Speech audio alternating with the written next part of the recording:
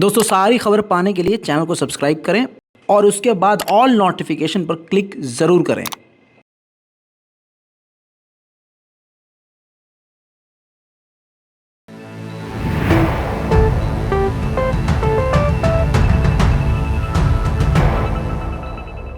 ये जंग काफ़ी हिंसक मोड़ लेती जा रही है।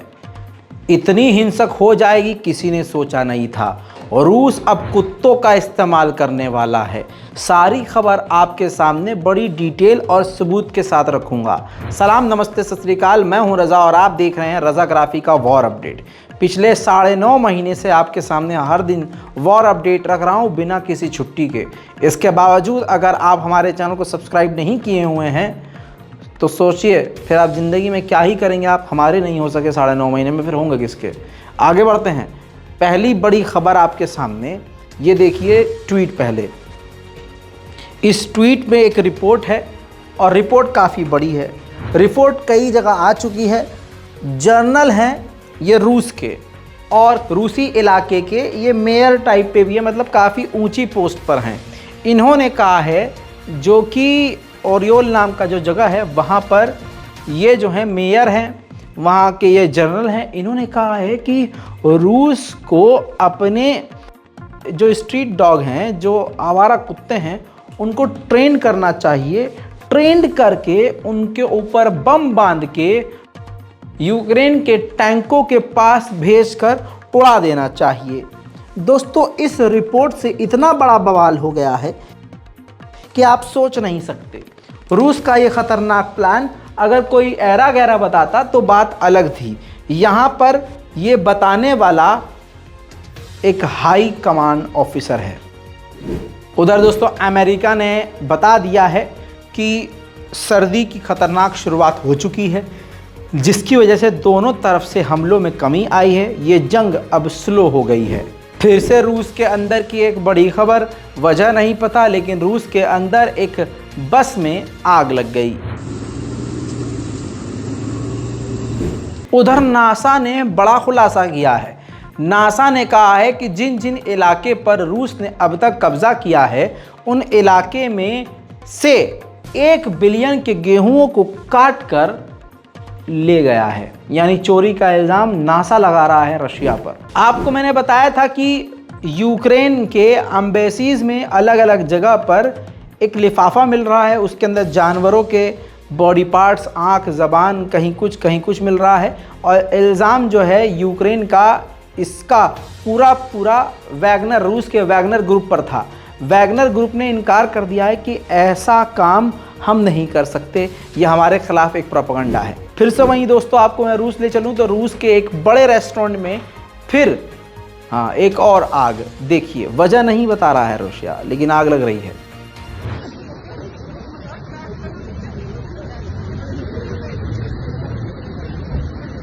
वहीं दोस्तों माइक्रोसॉफ्ट ने बड़ी जानकारी दी है।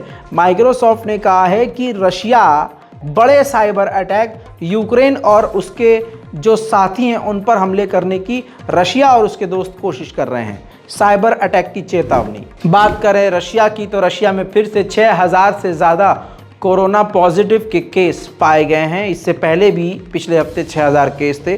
टोटल 12000 केस तो हम ही कंफर्म कर रहे हैं। आपको बताऊं, अमेरिका के डिफेंस मिनिस्टर ने काफ़ी खतरनाक बात कही है। रूस के खिलाफ उन्होंने बात कहते हुए कहा है कि जानबूझकर रूस क्रूरता दिखा रहा है, मतलब हैवानियत दिखा रहा है, जनता को मार रहा है, स्टूडेंट्स को मार रहा है, आम लोगों के घरों को लूट रहा है, कई तरह की खतरनाक वारदात कर रहा है, जिससे यूक्रेन के लोगों में हैबत, वहशत रूस के नाम से पैदा हो। अब मैं आपको एक तस्वीर दिखाना चाहूंगा जिसमें आप देखेंगे कि अमेरिका भले ही कुछ भी कहे, लेकिन अभी भी ये जंग खतरनाक तरीके से चल रही है। यूक्रेन का एक फौजी सेल्फी वीडियो बना रहा है और पीछे से रूस के हमले जारी हैं।